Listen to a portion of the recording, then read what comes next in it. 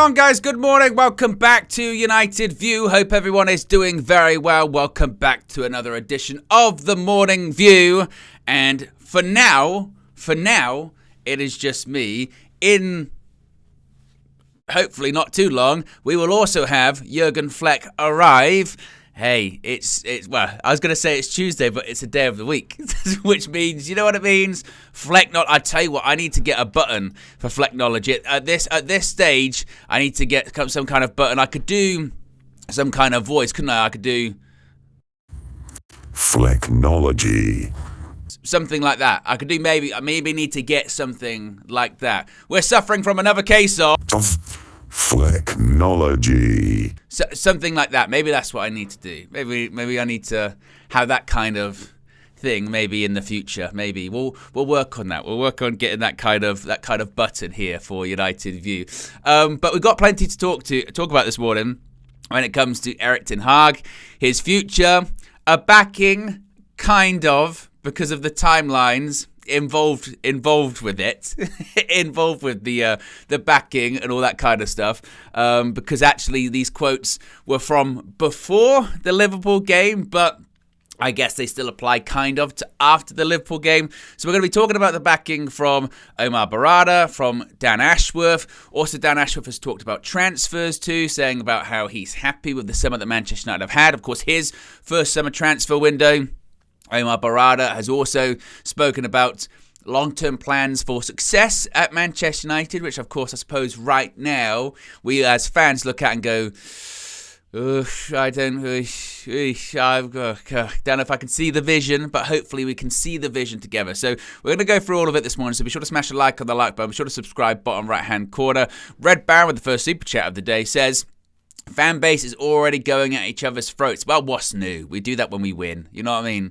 That is something that I mentioned at the end of last season, beginning of this season, saying, can we be united? And of course, the answer is no. We cannot, even if we win. So I suppose we should probably put that to one side. But let's get into these quotes, because this is certainly interesting again, and it depends how you frame it, I suppose, considering where the sort of timeline is and all that kind of stuff. But Erik Ten Hag with a public backing, and it's not really the public backing that, you know, sometimes you get managers get a public backing and then they end up getting sacked a few days later.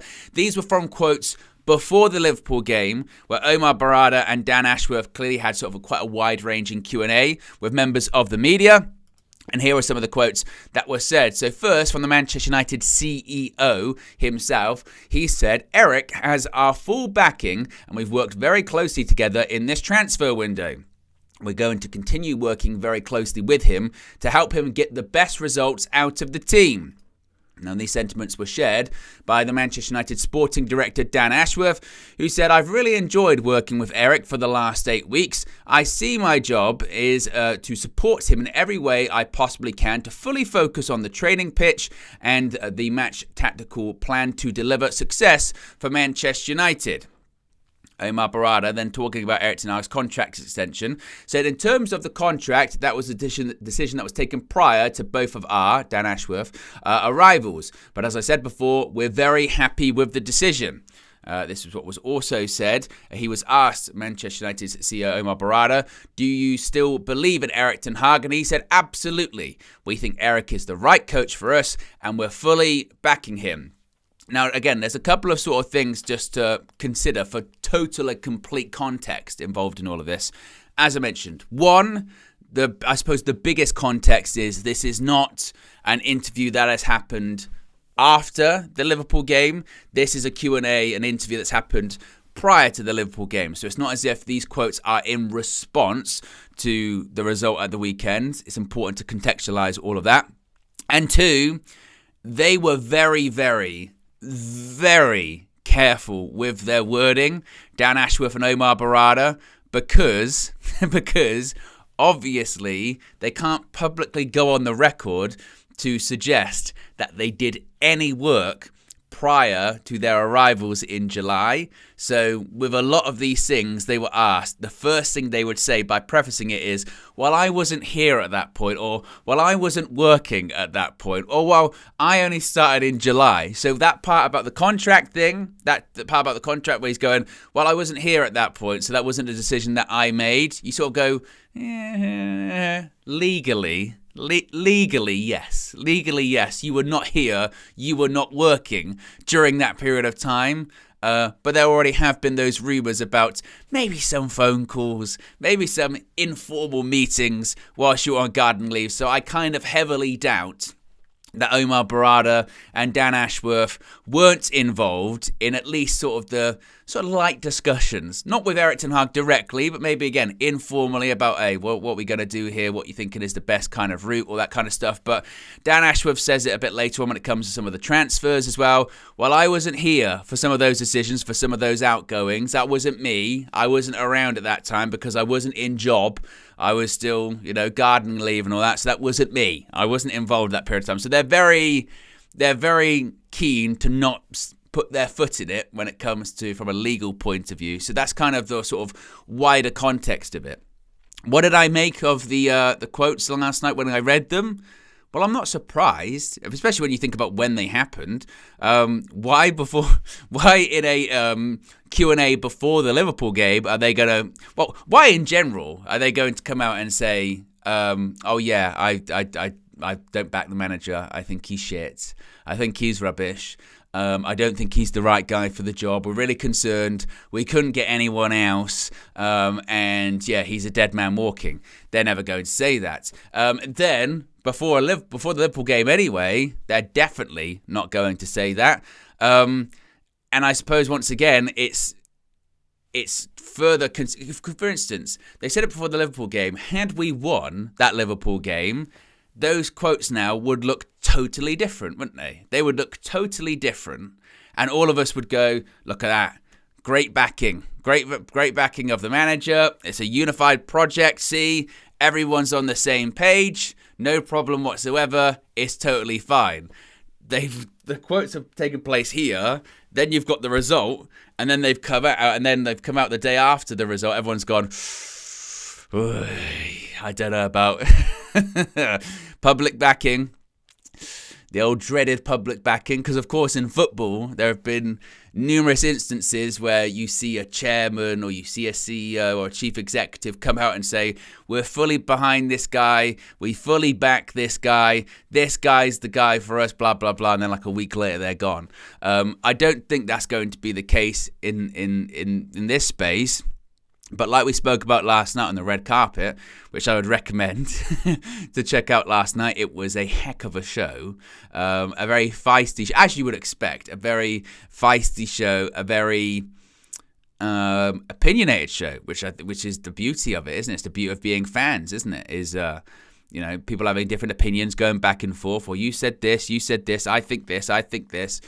But as I said last night on the red carpet, I feel like he is running out of time. He is running out of time because last year I think he was actually quite fortunate. And you could say, oh, and how could he be fortunate last year with some of the things that happened to Manchester United? But I feel like last year he was fortunate in respect of stuff that was just going on. Stuff that was going on around Manchester United externally. With the strategic alternatives and with Inos and with ratification and then with looking to bring in an Omar Berrada, looking to bring in a Dan Ashworth, looking to bring in a Jason Wilcox, and then kind of just getting through the season. I think he was largely actually protected by that because you're not going to probably make any really drastic changes while that's ongoing. Had Inos been in position like they are now, or shall we say the new football leadership team, in position like they are now, it is going to be really interesting just to see what is their cut-off point. What is their cut-off point where they go, right, enough's enough. We cannot, and I'll break my hand on the microphone. When's enough for their sort of negative results and the negative performances? And once again, we find ourselves as fans, don't we, of going from international break to international break. It's a big there's big fixtures after the international break, and there are, and he's got to be near enough perfect after the international break, in all honesty. And there are some real banana skin games for him that are embarrassing. First game after the international break is away to a newly promoted side. I know Southampton, people can go like, oh yeah, but they were Premier League side a few years ago. It doesn't matter. They're a newly promoted side away from home. Our record in the league isn't great away from home under Erik Ten Hag anyway.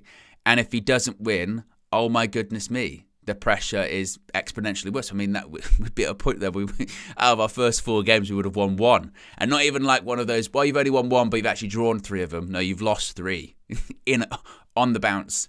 You only won your first game.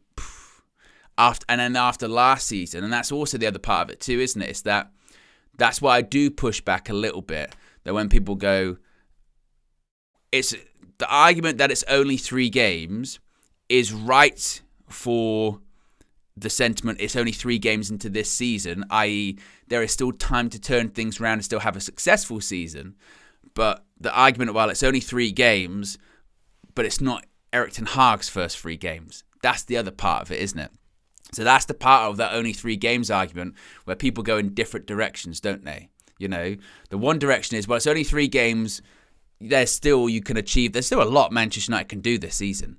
And Manchester United can still have a successful season. Certainly a successful season that we thought we could hope for from the outset, because there's still a lot of games to play. We're still in every competition because they haven't started yet. But there's still a lot that can happen. But for Erik Ten Hag, it's not just 3 games because, of course, it's the ending of last season as well, isn't it? That people are rightfully so factoring into it, because that last season, leave it at the door thing, would be possible if these first 3 games didn't feel like last season. Now, the first game, I would say after that game, I was like, well, actually, we deserve to win that game. We should have won by more. There were positives to take from that game. That doesn't, just because of the last 2 results, I don't go, well, there was no positives to take from that game. There were positives from Fulham. From Brighton, it was kind of like a gradual decline, wasn't it? The first game wasn't perfect, but there were positives. The second game was a bit 50-50, wasn't great, but there were still some things when you go, actually, we had some chances and some offside goals, and maybe we're a bit unfortunate. Late goal conceded again. That's typical United, but still, maybe there's not too much to be worried about. And then obviously that Liverpool game it's all completely fallen apart. All the positives have disappeared. That was quick, wasn't it? That was very, very fast. So I don't, the quotes that came out last night, do I put a lot of stock in them? Not really, because again, the fact that they're from the time frame that they're from prior to the Liverpool game, it kind of washes a lot of it away, doesn't it? Really, it does. Not that they would have dramatically changed their mind over one game, but I do think a lot of it, probably it does sort of just wash quite a bit of that sentiment off, in all honesty.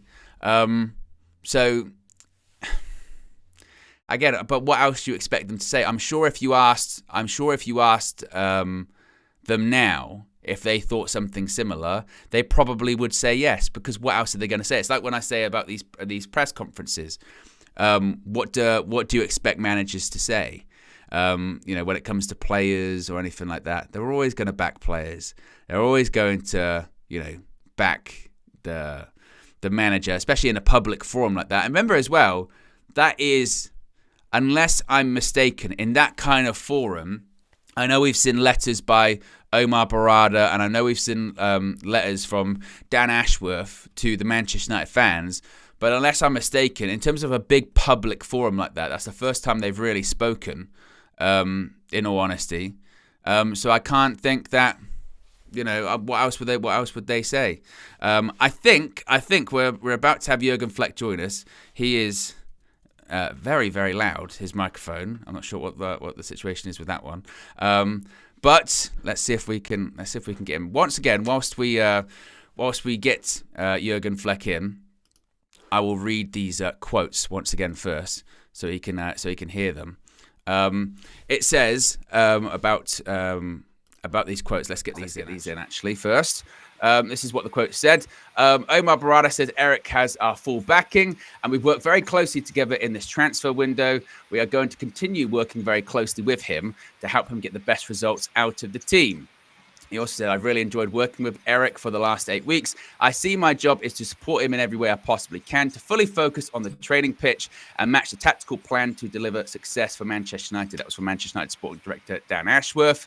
About the contract extension, as I mentioned, this is one of those ones where they've got to be very careful for sort of legal reasons about when they actually started versus all the other stuff involved, because they can't actually say certain things.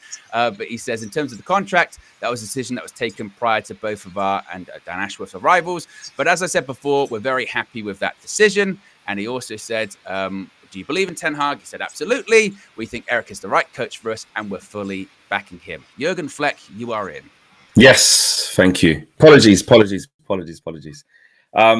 All the backing of the backing. What's the deal with, just quickly, because I'm a little bit late to it, the backing that's come out before the Liverpool game versus now a Berrada statement is separate, or this is all still... It's all, the context is, this was, according to Samuel Luckhurst, this was a Q&A that Omar Berrada and Dan Ashworth had with journalists and the media prior to the Liverpool game. I think a bit similar. Do you remember when Sir Jim Ratcliffe attended Old Trafford for the first time, and he kind of stood up in front of the press there? I think. But that was an informal one. That weren't supposed to happen. Was this an organised Q&A? I don't know. I'm not sure. But clearly it was before the Liverpool game, and there must have been some kind of embargo to, because they all came out at 10:30 last night. So I think that's kind of the context surrounding that. And also when they talk about, about the contract and all that, and we'll talk about some of the things that were said later on with Dan Ashworth talking about transfers and what have you. They're very, very, very strong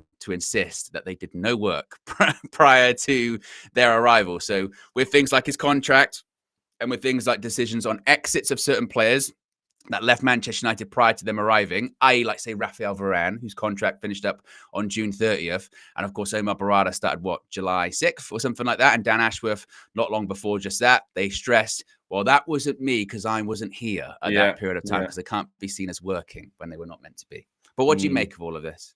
Yeah, still going through some of the quotes just in depth. So you just give me a snapshot there, and just if there's any place fillers that you think would help, just let me know, because I'm just taking all this in now. They're not to what we are discussing now after, like, post Liverpool. I think it's very clear. Not that me personally thought he would get sacked in this, international break, but it's very clear they're not going to pivot after just that. They're not going to do that. Are they ruthless enough to make big decisions? Should a spiral continue? Absolutely, because you can say all that in the stuff on the Q&A couple games before this. Absolutely, that's their long-term vision. Why would they not absolutely back it? Got no problem with that.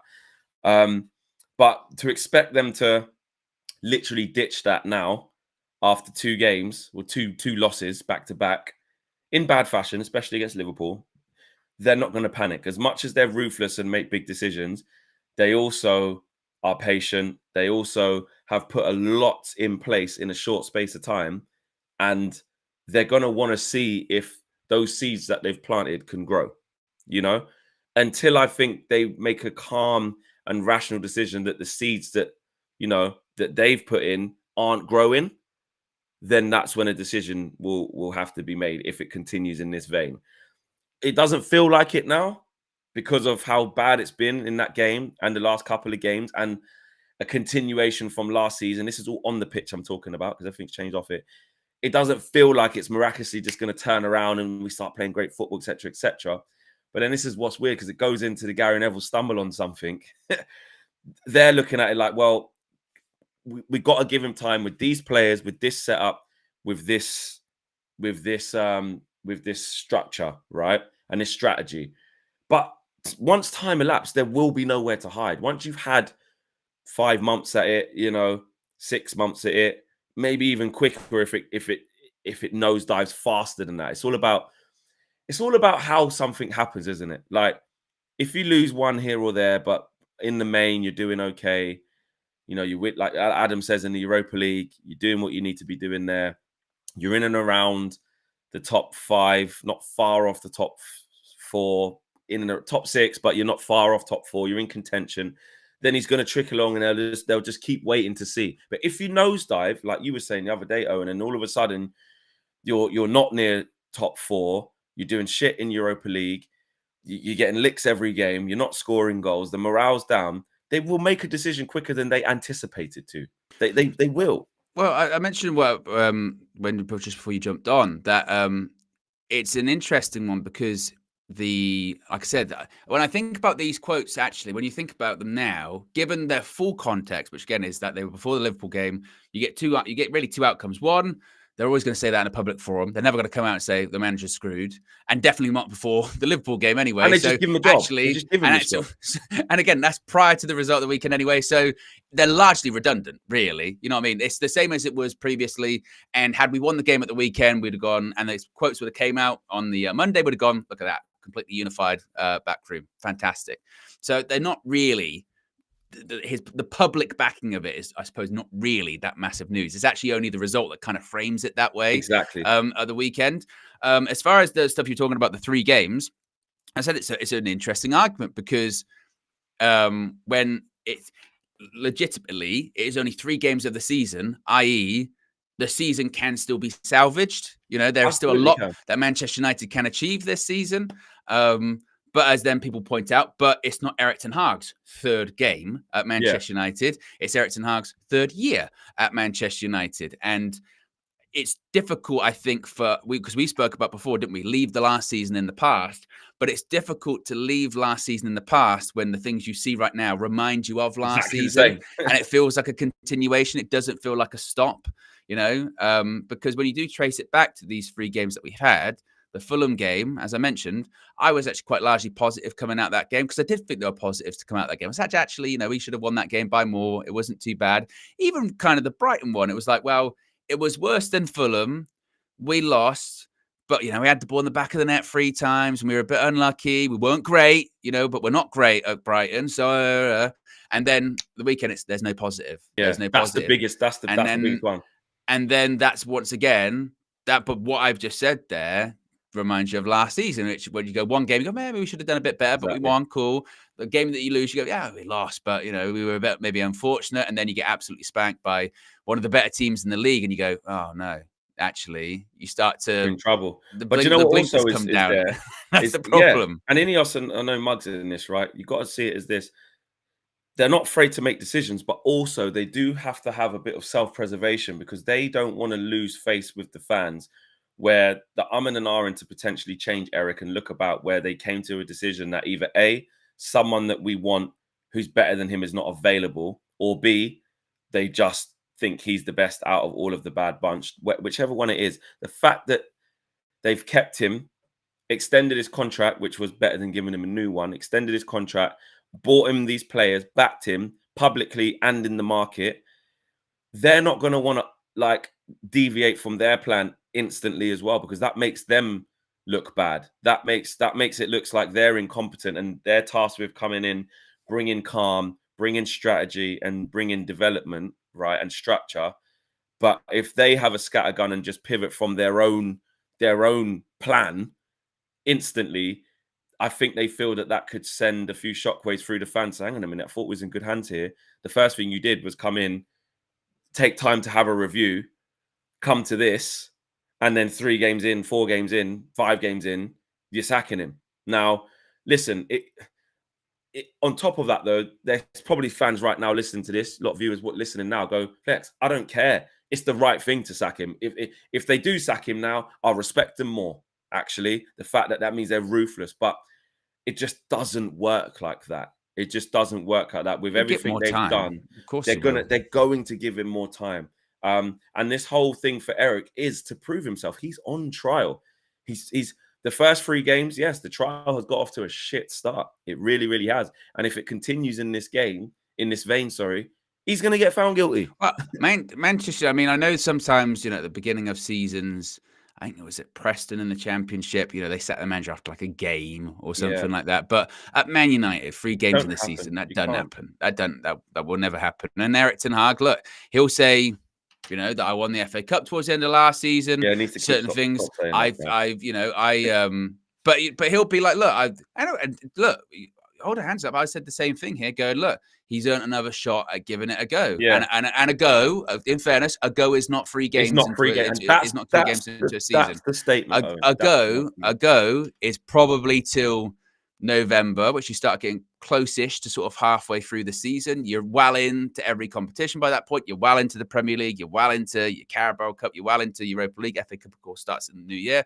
But lots of competitions you're well into. There's a good sample size there. Now, granted, you can say, I don't need to see the sample size. I know the outcome. Fair enough. But nothing's going to change for him. Certainly, I think his status anytime soon.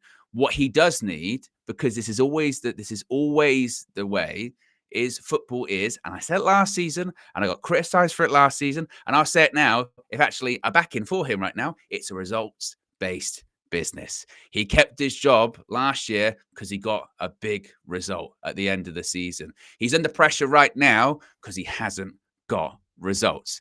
If he had got results and we were playing rubbish, what would we say? Who gives a shit? We've got results at the moment. Yeah. After this international break, what does he need to get? Needs to get results. If he doesn't get a result away at Southampton, he is going to be under massive, massive, massive pressure. Same as all of these players. They're already under massive, massive pressure.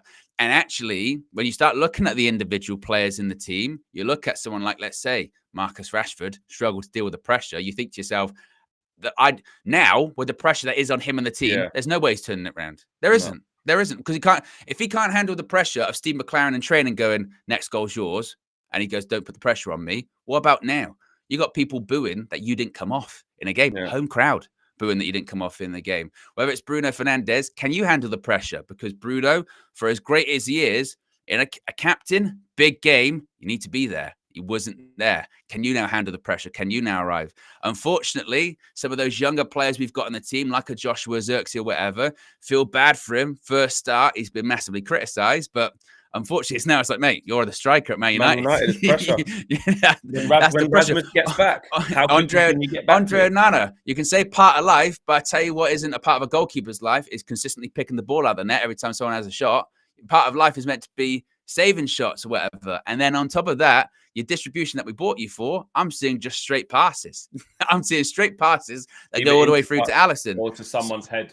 All of you. Now, pressure is firmly on. And to your point, there are people there up in the stands that weren't there last season that I think the general assumption is they're not going to be afraid to make decisions because they spent a shitload of money. And also, those people that were brought in by the guy who spent the money, like an Omar Berrada, he's meant to be this guy that's obsessed with success. Remember when he signed Lenny Yoro and they were like, it was his obsession.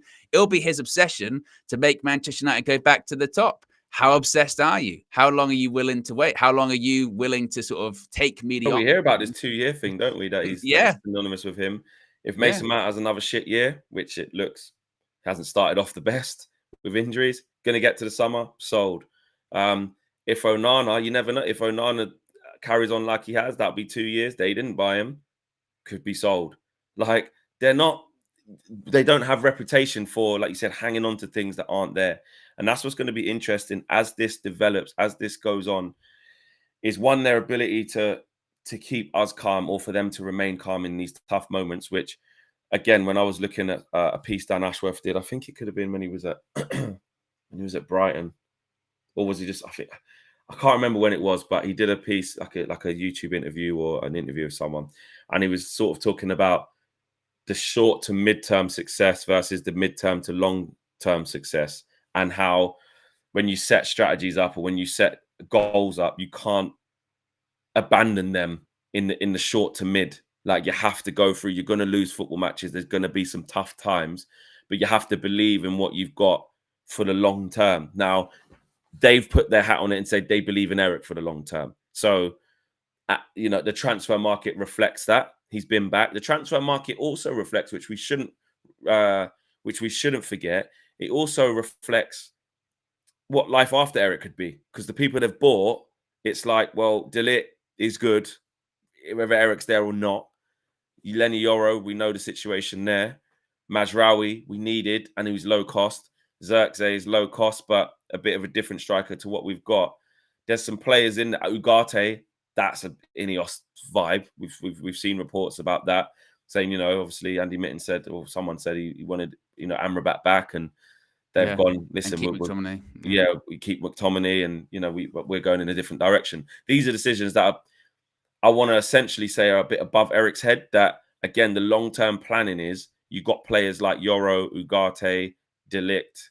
You know, we're in a, even if you're not here, we're happy with that. That's not all dependent on you. Mazraoui, again, there's coincidences that they've played under Eric before, but Mazraoui is low cost, very versatile, and you can see he's handy for us.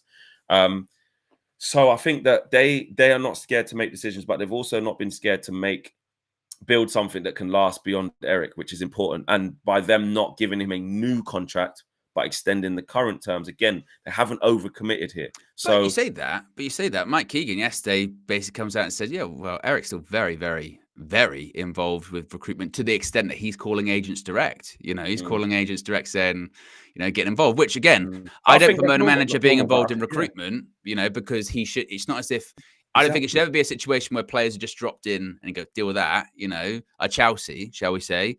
But I suppose, I think what is weird is that it's, you know, September. We're still not actually totally sure of his full powers still. You know what I mean? We're like, how involved is he? He's involved. How Rennie involved Harko, is like he? we said, there's no way Exactly, he just locks up. Like, exactly. And for all of the criticism of fans flip-flopping, let's not again get mistaken here. You know, Ineos flip-flop too, because I remember that Laurie Whitwell article, and it was that really long one right at the end of the season. They were basically like, thought Eric Ten Hag was their guy. We lost to Crystal Palace 4-0. They had a meeting in Monaco where they went, we don't think he actually might be the guy. And then they started interviewing other people, including Eric. So they had their doubts as well. And I mentioned this last night on the red carpet, that I do think that the biggest red flag involved in that whole situation is that they didn't give him a new contract. They just extended it. Because essentially what they did is like having a performance review at work, and they said, okay, you're going to carry on here. We're not going to sack you, but your probation's been continued by 6 months. We'll see how it goes. Or a year, which basically means we've got the opportunity to do what we want still. We're still in control because we're not totally sure. And then you look at the managerial market last summer was a shambles. You know, Bayern Munich, 6th choice to get Vincent Kompany. Liverpool, Arne Slot, they're very happy with him. Wasn't their first choice. It was their 3rd choice, might have been. Look at Hansi Flick when he was at Barca. Wasn't the first choice for them. They wanted different people too. So I think rightfully so, Ineos had a look around. They had a chat. They didn't like what they saw. And they said, you know what, actually, Eric, you know, with what happened at the end of the season, and, you know, we're going back to what we thought prior to the Crystal Palace thing too. You know what? Like the fans are saying here, you deserve another go at it. You deserve another go at it. So we're going to obviously extend your contract by a year. As Eric Ten Hag said, too complicated to give a new contract. So we're going to extend it by a year.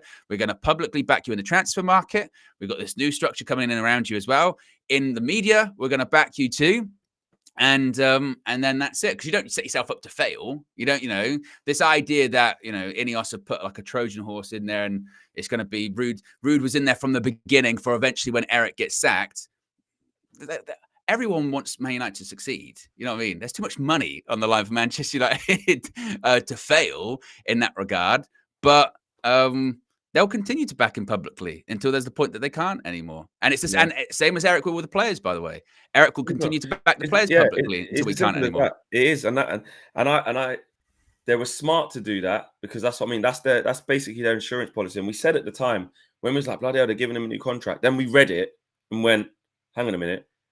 The PR is that they've given him a new contract.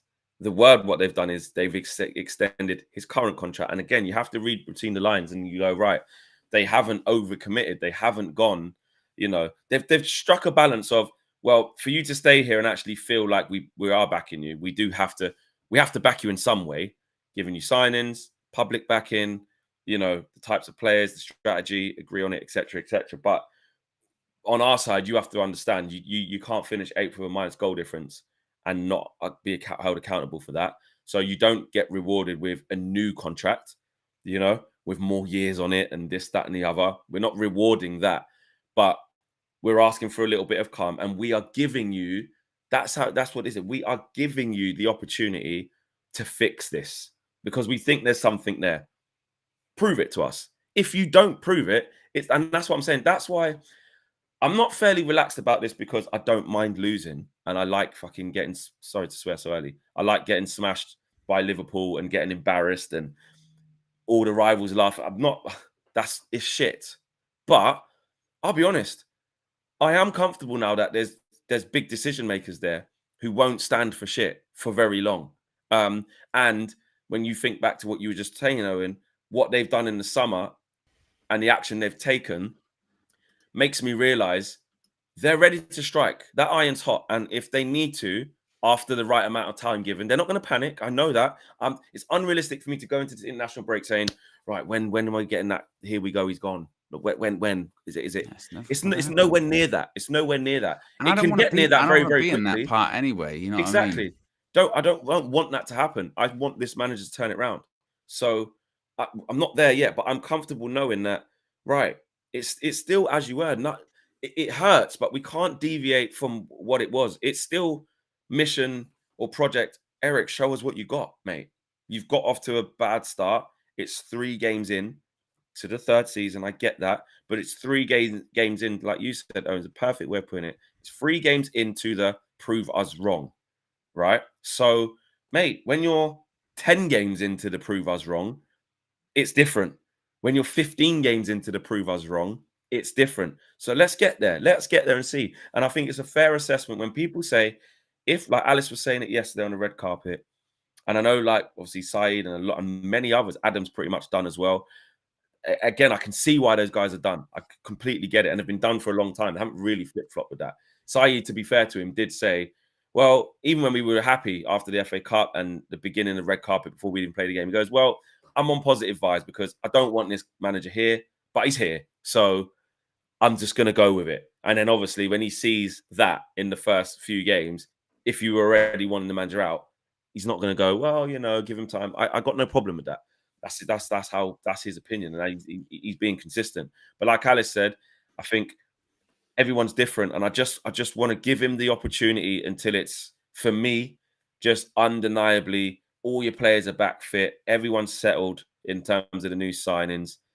It's now November, like you said, and it's, you know, it's only a couple of months away.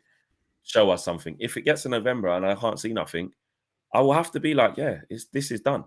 But I'm not there yet. We've got a bunch of super chats here. Yes. Starting with, do you want me to read them out, or have you got them? Yeah, I've got them. Where did you get to? Just Aminor. I haven't read it.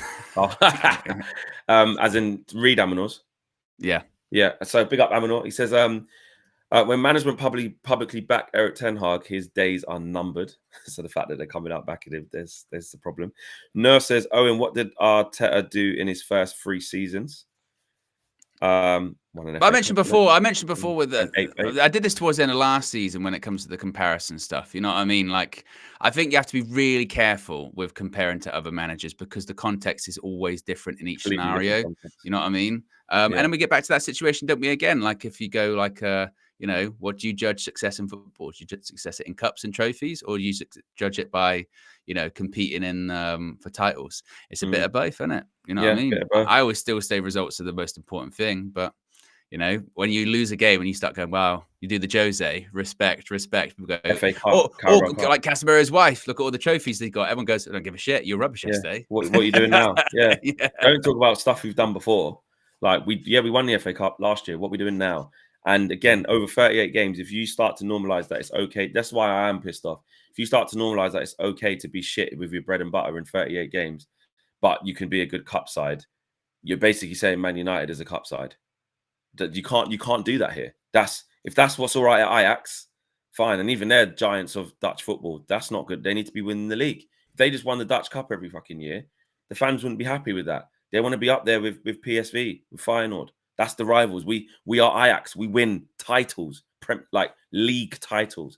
We go in the Champions League. We've got a rich history in Europe. Like that's what we do. Not we can win the Dutch Cup or we can win the Carabao Cup. FA Cup. Look, I think even with that, I think again, United fans are realistic. So I don't think it's like United being like, oh, we should be competing for league titles now. But No. I think it is kind of the conversation of, all right, fine, cool, we want to win trophies, want to win FA Cups, but we also do want to be Yeah, winning games in the Premier stop League and getting in the normalizing top it. It's four. not right. You Yeah, know. Save the Jungle, been a member for 13 months. Big up to you. Says Ten Hag needs tactics and formation that are not so predictable. 4 up front every game is not working. Nem Green says disgraceful against the bin dippers, Liverpool. But are we overreacting? Eric Ten Hag in, but favoritism has got to stop. Rashford don't look like he's enjoying football anymore. Other players need to step up, grab the ball by the horns. Pav says, will a new manager get more success this season? These don't know who it would be. Don't know what it would. We don't know, do we? Show says, Owen, I think the part which you underrate is that the performance should get you the results, not just scraping results game to game. Not sustainable. I mean, I do get that. I'm not saying that, so you're saying performances don't matter at all. Obviously they do. But what is going to save Eric Ten Hag's job at the moment ain't performances. It will be results. If he's to keep his job in the next 6 weeks, I think he'll give two shits about performances. He will be about results because and then he'll get into the Gary Neville point of view going, well, I hope they come. The real problem, I suppose, is the last sort of big performances we've done. That's why I suppose the FA Cup final was such sort of a startling surprise, because not only did we win the game, but actually we deserved to win that game. We deserved to win the game. That was a good performance. Yeah. But apart from that, when's kind of like last times that you go, actually, over 90 minutes, totally a good performance, That's kind of the problem with Eric Ten Hag's tenure, I suppose, as well, isn't it? You start tracing it back to his first season, don't you? Remember when we were saying last year, we're going, I tell you what, it's been since like February of 2023 before we last played well or something, which is kind of mad. So I do get the point. And, for instance, I suppose if you asked like Arsenal fans when they were Arteta like 2 or 3 years ago, they're going, yeah, but our performances are good. We know it's going to get better. And if you are losing games, but you're performing well, you've got something to hold on to. So I totally get that. But I think right now, put it this way, if we go to Southampton, dominate them, batter them, we play really, really well, but we don't win, it won't matter. No, it won't matter. People won't go, well, I tell you what, that's what I want to see. That's the style I want to see. Yeah, that's what I want to see. They won't. They'll say he didn't fucking beat Southampton, mate. Russell Martin. I mean, Berrada and Diaz and that. Like that. Do you know what I mean? 1.7K, nearly 1,800 of you watching. We've got 410 likes. We can do a lot better, guys. Obviously, we're all having our say, so I get you probably took your eye off the ball, but please do smash a like on the video right now. Let's get to 750. Why not? 750. Why not? Why not? Let's do you want to hear? Do you want to hear what Dan Ashworth said about some transfers as well? Because there were some other quotes involved in all of this. Let's go. So first, Dan Ashworth, he spoke about some of the exits in the summer, and he said, "quote I think with any player, whether it's Jadon Sancho, whether it's Scott McTominay, or whether it's Wan-Bissaka, if there's a preference they would like to move and go to a new club, and it's right for them and it's right for us, then you have to explore it. We felt we had enough depth in that particular position to be able to cover it. We've got 4 really good wide players. Jadon was a 5th, and it just enabled us to make that decision that if it was good for him and good for us, it was something we were willing to consider." So kind of justifying that whole Jadon Sancho move. Now, on Sancho's exit as well, he said no future for him. Nothing to do with that. It was a decision we made. If it's right for Jadon and it's right for us, he wants to move on. Kind of carried on by saying if it's something about, players that, they want to move or explore an opportunity. He actually said, we're not in a position where we're kicking players out of the club. Maybe a bit of a swipe at Chelsea there. On the summer transfer window, Dan Ashworth said, I like the squad, I have to say. I probably would say that after the business we've done in the summer, I've probably done 25 windows now and have been doing this for a fair period. I don't think there's ever been a window where we've gone, oh God, it's gone absolutely perfect. We've done every single in, we've done every single out we wanted to do. There are always bits where you go, if only I could have done that, or if only I could have got that over the line. But in the main, the target positions we wanted to strengthen, the players we've brought in, the depth and the options when everybody's fully fit that Eric has and we have as a club, I'm pleased with that. So quite interesting, actually, that particularly like last part of him sort of going there, you know what, actually, look, it's not totally perfect. No window is going to be totally perfect. We probably would have wanted to get a couple more players out, and you probably know who those players are. Maybe 1 or 2 more players in, but couldn't do that.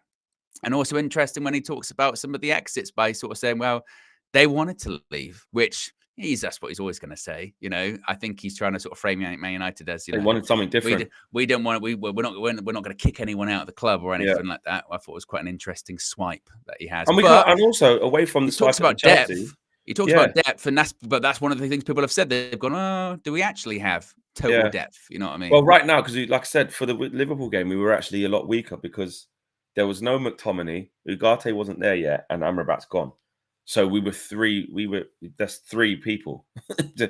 Like we had no depth in midfield, and Mason Mount's injured, sorry. So that's three players there in McTominay, Mount, and Amrabat who would have been there. And one of the replacements for them can't play.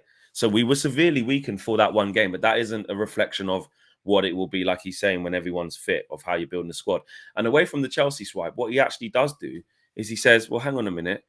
The Scott McTominay situation, we're all thinking, like you said, PSR and stuff like that, which obviously it does help. But we haven't really spoke about like he wants to play every game now. Like maybe Scott doesn't want to see himself as this, yes, it's nice to be a good squad guy and everyone rates you and you're great around the place. You saw the video everyone done for him. Johnny Evans, Harry Maguire, Tom Heaton, senior players like that will appreciate Darren Fletcher, just how good you are about the place, mate. You get the standards 100%. But for your career, like you don't just want to just be the side dish all the time, the Mr. Nice guy. I'll get everyone going. It's my career. It's a short career. And like you said, if you'd have told him that from the age of 7, he would have been here this long and got over 250 odd appearances for Man United and done the things he'd done, he would have never have believed you, and he's lived that dream. But he's ready for a new challenge as well, though. Like, this isn't McTominay's been forced out the door. If we didn't look to move him on, 100% Eric would still use him. 100% Eric would like to have him. And, not as a starter. Not as a starter. And McTominay's going, right, but I want to be a starter now. We'll obviously be on Napoli watch and see how it goes for him. Hopefully he does start every game. We want him to do well. But that's what it is. It's going to a new city, big club. I want to start every game. This is my career now. So Dan Ashworth is right in saying, players also want different things as well. It isn't just we want to get rid of them. Sometimes they want to leave. That's with the Sancho one, isn't it? That's what's funny with the Sancho one. For all of the talk, about how terribly he's been treated and all this kind of stuff. The reality is, and I mentioned this on Sunday when I was doing the match view, that the fact of the matter is clearly he didn't want to be at Man United anymore. Too much had gone on for him, maybe. Too much had gone on for Eric or whatever. Too much gone on for the club. And they were like, you know what? We'll reintegrate you. We'll see if we can get you a move. It's not going to be easy. Interest isn't really kind of there to the level that we're looking for. Man United started the window with a valuation of around 40 million. If all goes well, they're going to get like 25 for him. So it's not even the best deal that they would have hoped for. It's probably enough to cover all of the expenses. And they think they're going to save a lot of money from it because Chelsea are paying not all of his wages, but the large majority of them. And to his point, Dan Ashworth said, he said, well, look, if it's something that he wants, if it's good for him, if it's good for us, then we'll do it. Then we'll do it. And, with Sancho immediately afterwards, doing the tiny goodbye message to United and the long one for Dortmund, or switching his social media profile to Chelsea immediately.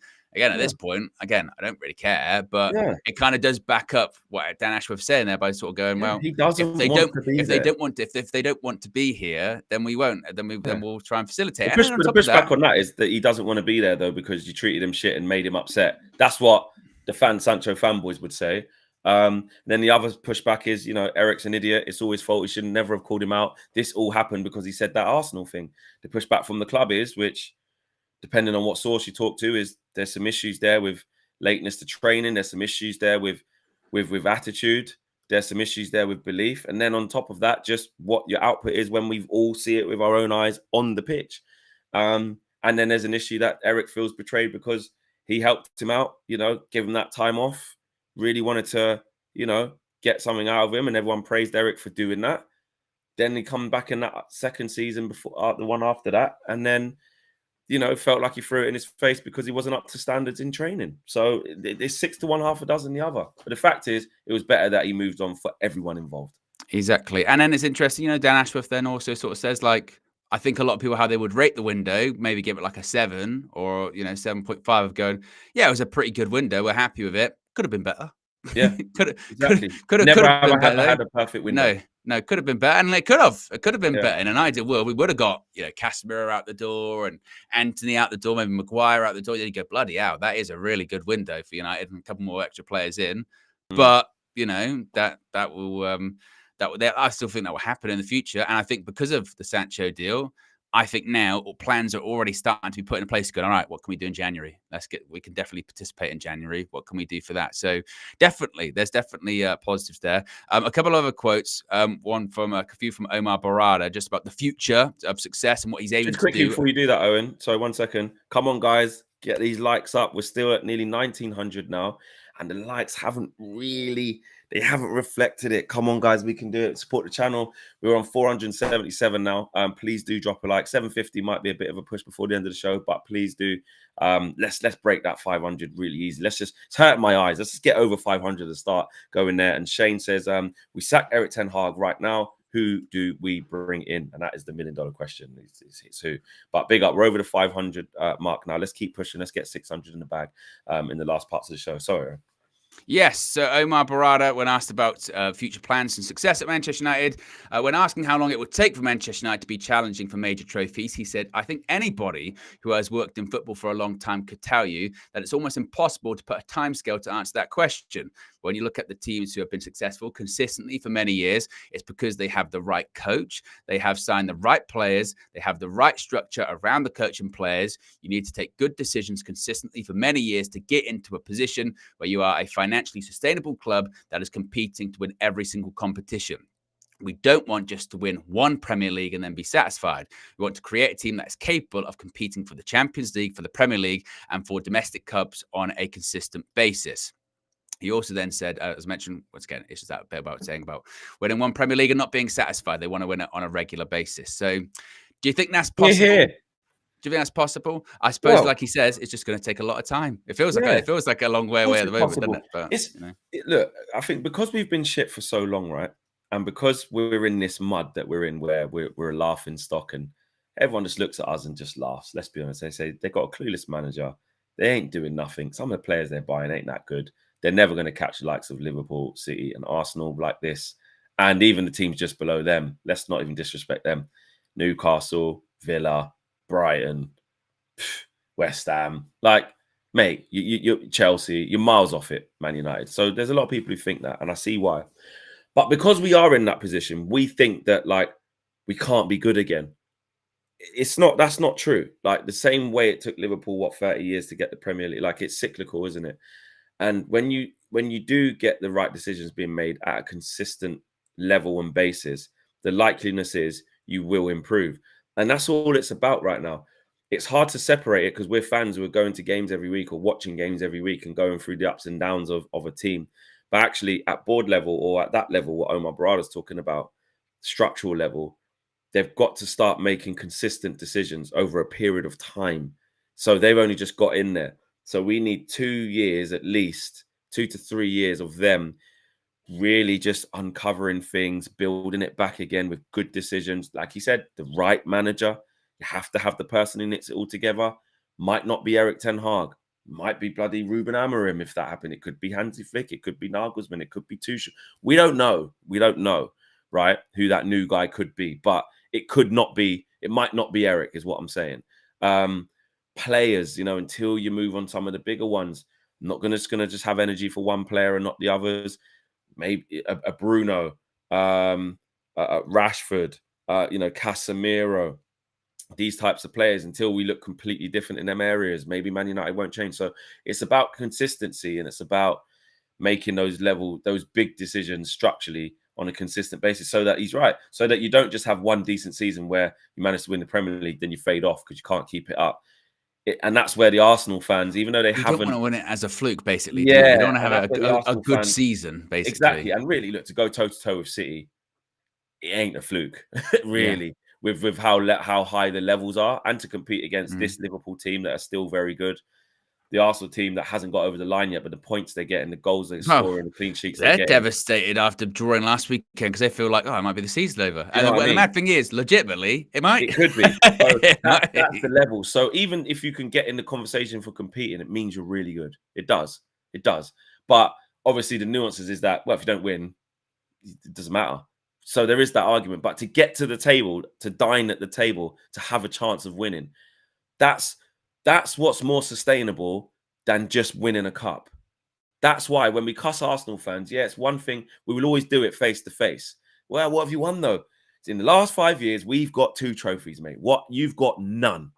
Yeah, but we're breaking every type of shit record you can be domestically. Like, we're getting beat up. Like, we're going into games shitting ourselves, not knowing if we're going to win, lose, or get destroyed. Like, there's nothing sustainable about that. I'll be honest, I think you're better off. You're better off having something that looks the part, you can see what it is, and then you're knocking on the door and you're going, right, yes, they have to, look, Arsenal got to improve in, like, you know, going further in the Champions League and, you know, in the FA Cup. Look, they went out to Liverpool. We managed to beat Liverpool on that day. Like, it just happens. The year before that, they went out to City. Like, it happens. Like, you know, but at the end of the day, we have to get to a point like what Omar Berrada's saying. He's basically disproving the myth of the Ten Hag thing, saying, yeah, just a cup, you know. He's saying, no, you've got to consistently challenge for the top stuff. And we are a million miles off. Or when you do have a poor season. You remember not last season, season before last, I think it was, or the season after Liverpool won the Premier League. You know, Klopp had a couple of bad seasons, didn't he? You know, and it was like going into last season. It was like, yeah, last season they finished that. Even I say bad season, they finished 5th in the end. Exactly. But like, bad season. But then they did work over the summer, and then they were back. Exactly. You know what I mean? So reverse, it should be a thing like, you know, yeah, last season was shit, but then you go, right, but that was a bad season. It's put behind you. You've done the work. You're back. You're normal now. You're going to be exactly. But again, I don't think any United fan. This is where you push back at the media. No United fans like, oh, we're going to win the league this season. We should be competing for the league this season. I don't think that's the case. It's just sort of saying, like, maybe when we play Brighton away, we win, and maybe, you know what I mean. Maybe 3 games into the season, we're not thinking, bloody hell, where's the next win? And scared. We're scared to go to Southampton, bro. We're thinking, shit. Well, we're thinking if we lose that game, that is 4 games in, 3 losses, 1 win. Like, oh my God. You'd have to go, like, it's one of the ones where you go, fuck, you gotta go. He's gonna go. Like, it's yeah. crazy. It is crazy. There you go. But guys, big up to yourselves. Big show. Sorry for being a little bit late in the morning. A little bit at the start of the show. Apologies there. Big up. It was Flex. It was Flexnology. Oh, bloody hell! Is that what's going on now? Jesus. Flexnology. God. Okay. Yeah. Okay. No worries. Point taken. I like it. I like it.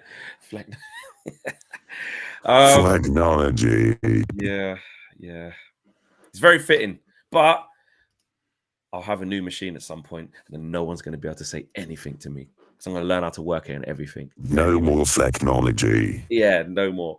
But Flex and KG show coming at you later on this evening live, so I'm sure you guys will be there for that. Anything else that happens during the day, it's not transfer window anymore, so that there's a less likeliness that will happen. But of course, we would always bring it to you as well.